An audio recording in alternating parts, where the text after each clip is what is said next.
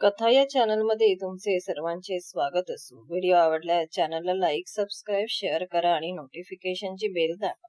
ययाती वि. स. खांडेकर. भाग पहिला. माझी कहाणी मी का सांगत आहे माझे मलाच नीट कळत नाही. मी राजा आहे म्हणून का मी हे सांगत आहे म्हणून? मी राजा छे होतो. राजे राण्यांच्या गोष्टी लोक मोठ्या आवडीने ऐकतात. त्यांच्या प्रेमकथा तर जगाला फार फार गोडी वाटते. मोठे मोठे कवी त्या कथांवर काव्य रचतात. माझी कहाणी ही सुद्धा एक प्रेमकथा. छे, ती कसली कथा आहे कुणाला ठाऊक. एखाद्या कवीचे मन वेधून घेण्यासारखे तिच्यात काही नाही हे मला कळते. पण केवळ एखाद्या राजाची कथा म्हणून काही ती सांगायला मी सिद्ध झालेलो नाही. या कहाणीच्या मुळाशी कोणत्याच प्रकारचा अभिमान नाही, अहंकार नाही, प्रदर्शन नाही. शेल्याची लक्तरे आहेत ही, त्यात प्रदर्शन करण्यासारखे काय आहे? राजाच्या पोटी मी जन्माला आलो म्हणून राजा झालो, राजा म्हणून जगलो, यात माझा गुणदोष नाही. हस्तिनापूरच्या नहुष महाराजांच्या पोटी परमेश्वराने मला जन्म दिला. पित्याच्या मागून सरळ सिंहासनावर बसलो मी. त्यात कसले आले आहे मोठेपण. राजवाड्याच्या शिखरावर बसलेल्या कावळ्याकडे सुद्धा लोक कौतुकाने पाहतात. राजपुत्र न होता मी ऋषिकुमार झालो असतो तर माझे जीवन कसे झाले असते? शरद ऋतूतल्या नृत्यमय चांदण्या रात्रीसारखे की शिशिरातल्या अंधाऱ्या रात्रीसारखे? कोणी सांगावे. आश्रमात जन्माला येऊन मी अधिक सुखी झालो असतो? छे, या प्रश्नाचे उत्तर शोधूनही मला मिळत नाही. एक गोष्ट मात्र राहून राहून मनात येते. कदाचित माझी जीवन कहाणी अगदी साधी झाली असती. एखाद्या वल्कलासारखी. अनेक रंगांनी आणि विविध धाग्यांनी नटलेल्या राजवस्त्रांचे रूप तिला कधीच आले नसते. पण त्या वस्त्राचे सारेच रंग काही मला सुखद वाटत नाहीत. असे असूनही माझी जीवनकथा सांगायला मी प्रवृत्त झालो आहे. ते का? या प्रवृत्तीच्या मागे कोणती प्रेरणा आहे? जखम उघडी करून दाखवली म्हणजे माणसाचे दुःख हलके होते. कुणी जवळ बसून विचारपूस केली की आजाराला बरे वाटते. आपुलकीच्या अश्रूने दुर्दैवी माणसाच्या मनातला वणवा विझतो. मला सुद्धा ते अश्रूच हवे आहेत का? ते काही असो, एक गोष्ट सत्य आहे, या कहाणीने माझे मन भरून गेले आहे. आषाढातल्या ढगाळ आभाळासारखे रात्रंदिवस मी विचारच विचार करत आहे. ही कहाणी ऐकून एखाद्याला आयुष्याच्या मार्गातले खाचखळगे दिसतील. त्याला मी वेळेवर सावध केल्यासारखे होईल अशी कल्पना मनाला सुखावून जाते, पण ती क्षणभरच. लगेच माझे मलाच वाटते ही शुद्ध आत्मवंचना आहे. गुरुपत्नीच्या मोहाने कायमच कलंक लावून घेणाऱ्या चंद्राची कथा कुणाला ठाऊक नाही. अहिल्याच्या सौंदर्याने वेडावून गेलेल्या इंद्राला सहस्त्रभगांचा प्रसाद मिळाला हे काय जगाला माहीत नाही? जग चुकते, त्या चुकीविषयी ऐकते, पण शिकत मात्र नाही. प्रत्येक मनुष्य आयुष्याच्या शेवटी थोडासा शहाणा होतो, पण तो दुसऱ्याला लागलेल्या ठेचानी नाही तर स्वतःला झालेल्या जखमांनी. हे मनात आले म्हणजे वाटते कशाला सांगायची ही आपली विचित्र कहाणी. वेलीवर पुष्कळ फुले फुलतात. त्यातली काही देवदेवतांच्या मूर्तीवर विराजमान होतात. त्यांना भक्तीने नमस्कार मिळतात. काही फुले रमणींच्या केशकल्पांचे सौंदर्य वृद्धिंगत करतात. महालातल्या मंचकावरले विविध विलास ती आपल्या चिमुकल्या डोळ्यांनी पाहतात. काही फुले एखाद्या वेड्या माणसाच्या हाती पडतात. तो क्षणार्धात त्याचा चोळामोळा करून टाकतो. या जगात जन्माला येणारी माणसेही अशीच असतात. कुणी दीर्घायुषी होतात, कुणी अकाली मरण पावतात, कुणी वैभवाच्या शिखरावर चढतात, कुणी दारिद्र्याच्या दरीत कोसळून पडतात, कुणी दुष्ट, कुणी सुष्ट, कुणी कुरूप, कुणी सुरूप. पण अंती ही सारी फुले मातीत मिसळून जातात. त्याच्यामध्ये एवढेच एकच साम्य असते. ही सारी फुले कधी आपल्या कहाण्या सांगतात का? मग माणसाने आपल्या जीवनाला इतके महत्व का द्यावे? मागे किर्र रान, पुढे गर्द अरण्य, असे आहे माझे जीवन. अज्ञाताच्या अंधकारात तर ते अधिकच भयान भासते. कुठल्या तरी चांदण्याचा मिणमिणणारा प्रकाश अधूनमधून या अरण्यातल्या पाऊल वाटेपर्यंत येऊन पोचतो.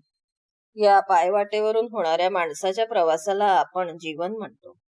माझ्या या प्रवासात वर्णन करून सांगण्यासारखे काही थोडेसे घडले आहे. कदाचित हा माझा भ्रम असेल, पण मला तसे वाटते खरे.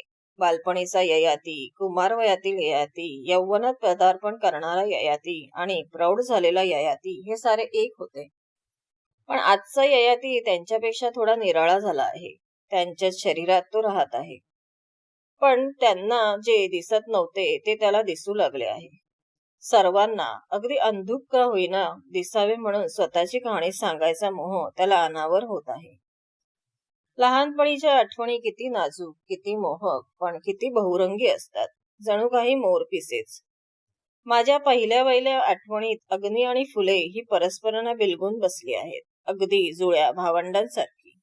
पहिल्यापासून मला फुले फार फार आवडायची, अगदी लहान होतो तेव्हापासून.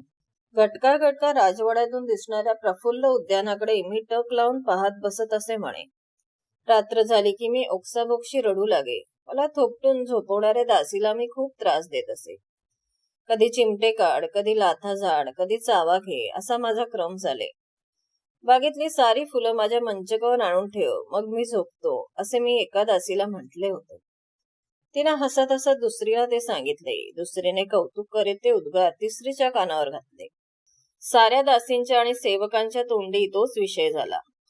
आईलाही माझ्या बोलण्याचे कौतुक वाटले असावे. बाबांच्या पुढे मला उभा करत ती म्हणाली, आमचा बाळ मोठा कवी होणार ह. बाबा तुच्छतेने हसले आणि उद्गारले, कवी? कवी होऊन काय मिळणार आहे ययूला?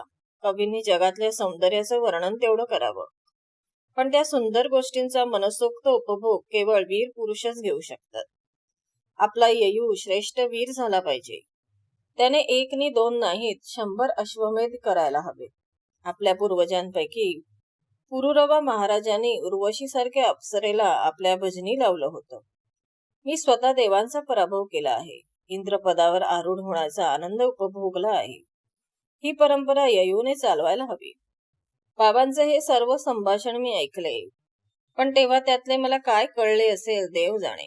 पुढे मोठेपणी माझ्या पराक्रमाचे कौतुक करताना आई बाबांच्या या बोलण्याचा उल्लेख करी. त्यामुळे त्यातला शब्दनशब्द मला पाठ झाला होता. अग्नीची आठवण अशीच आहे. आई ती वारंवार सांगे. माझे धनुर्विद्येचे शिक्षण संपल्यावर बाबांनी वर्षभर मला एका आश्रमात ठेवण्याचे ठरवले. मी आश्रमात जायला निघालो तेव्हा काही अगदी कुक्कुल बाळ नव्हतो, पण आईची माया आंधळी असते हेच खरे. 16 वर्षाचा ययू वर्षभर आपल्यापासून दूर राहणार म्हणून आई एखाद्या लहान मुलीसारखी डोळ्यात उभे राहणारे पाणी पुन्हा पुन्हा पुसत होती. तिने आपला कंप पावणारा हात माझ्या तोंडावरून किती वेळा फिरवला असेल याची गणतीच करता येणार नाही. टिपे गाळत तिने माझ्या मस्तकाचे अघराण केले. मग सद्गतीत स्वराने ती म्हणाली, ययू, मला तुझी फार काळजी वाटते बाबा. तू अगदी वेडा आहेस. लहानपणी अग्निशाळेत ह्या ज्वाळा पाहून तू नाचायला लागलास. एकदा त्या ज्वाळातून ठिणग्या उठत होत्या, त्या पाहून तू टाळ्या पिटत ओरडलास, फुलं फुलं. त्यावेळी मी तुला आवरलं म्हणून बरं, नाहीतर तू ती फुलं तोडायला धावला असतास. अंड गिळून ती पुढे म्हणाली, मुलं कितीही मोठी झाली तरी आईच्या दृष्टीने ते लहानच असतात. आश्रमात जीवाला जपून राहा. तिथल्या नदीत सुसरी असतील, अरण्यात श्वापद दिसतील, कुठेही जीव धोक्यात घालू नकोस उगीच. ही फार पुढची आठवण झाली, पण तिच्या आधीच्या अर्धवटपणे आठवणाऱ्या आणि अर्धवट ऐकलेल्या अशा कितीतरी आठवणी माझ्या मनाच्या तळाशी पडून आहेत. मात्र त्यांचा आस्वाद घेण्यात आता रस वाटत नाही. काळ्या कुट्ट ढगांनी झाकळून गेलेल्या आभाळातून मंद चांदणीत शिरपावे तशा वाटतात त्या. तथापि त्या वेळची एक आठवण माझ्या मनात अगदी घर करून राहिली आहे. जखमेचा वण राहतो ना, तशी आहे ती. त्या आठवणीचा अर्थ परवापर्यंत मला कळत नव्हता, पण आता आयुष्याच्या आरंभी ज्यात काही अर्थ नाही असे वाटते, त्यातच खोल अर्थ भरलेला आहे असे आयुष्याच्या शेवटी आढळून येते. माझ्या आईची एक आवडती दासी होती, कलिका तिचे नाव. मला सुद्धा ती फार आवडे. अधूनमधून स्वप्नात सुद्धा दिसे. का ते मात्र काही केल्या कळत नसे. मी जी आठवण सांगतोय त्यावेळी फार तर 6 वर्षाचा असेन मी. खेळता खेळता कलिकेने मला धरले, अगदी घट्ट पोटाशी धरले. मी तिच्या मिठीतून सुटण्याची धडपड करू लागलो. तिने आपला बाहूंचा विळखा अधिकच दृढ केला. तिला कडकडून चावावे आणि कशी झाली असे म्हणून टाळ्या पिटत निसटून जावे असे माझ्या मनात आले. इतक्यात आपल्या छातीशी माझे मस्तक दाबून धरीत ती म्हणाली, अलीकडे फार अवखळ झालात हा युवराज. ताणेपणी दूध पिताना कलिका हवी होती. तेव्हा कसे देवासारखे पडून राहत होतात माझ्या मांडीवर, आणि आत्ता? मी चकित होऊन प्रश्न केला, मी तुझं दूध पित होतो? कलिकेने हसत मान हलवली. पलीकडेच तिची मुलगी अलका उभी होती, माझ्याच वयाची. तिच्याकडे बोट दाखवत कलिका म्हणाली, या पोटच्या पोरीला वरचं दूध घातलं मी, आणि तुम्हाला ते सारं विसरलं वाटतं. मी अधिकच अस्वस्थ झालो. मी तिला विचारले, लहान मुलं आईचं दूध पितात ना? हो. तू माझी आई आहेस. इकडे तिकडे भयभीत दृष्टीने ती हळूच पाहत म्हणाली, असं भलतं सलतं बोलू नये युवराज. धुमसणाऱ्या यज्ञकुंडातून नुसता धूर निघत राहावा तशी माझ्या बालमनाची स्थिती झाली. मी हस्तिनापूरचा राजपुत्र होतो, युवराज होतो. मग तानेपणी मी एका शूद्र दासीचे दूध काय प्यायलो? आईने आपले दूध मला का पाजले नाही? कलिकेचे दूध मी प्यालो आहे, मग तिला मी आई म्हणून का हाक मारू नये? ही कल्पना सुचताच माझ्या बालमनावरले दडपण दूर झाले. मी कलिकेला मिठी मारून म्हणालो, आजपासून मी तुला आई म्हणणार. माझ्या तोंडावर हात ठेवत ती म्हणाली, युवराज, महाराणी आपल्या आई आहेत, त्यांची सर मला कशी येईल? मी त्यांच्या पायाची धूळ आहे. मी चिडून प्रश्न केला, मग आईने मला आपलं दूध का नाही पाजलं? कलिका स्तब्ध राहिली. मी रागारागाने ओरडलो, तिनं मला आपलं दूध का पाजलं नाही? सशाच्या डोळ्यांनी आजूबाजूला पाहत कलिका माझ्या कानात कुजबुजली, मूल अंगावर पाजलं की बायकांचं रूप कोमेजून जातं म्हणे. कलिकेच्या त्या उद्गाराचा त्यावेळी मला नीटसा अर्थ कळला नाही, पण एक गोष्ट मात्र माझ्या अगदी जिव्हारी लागून राहिली.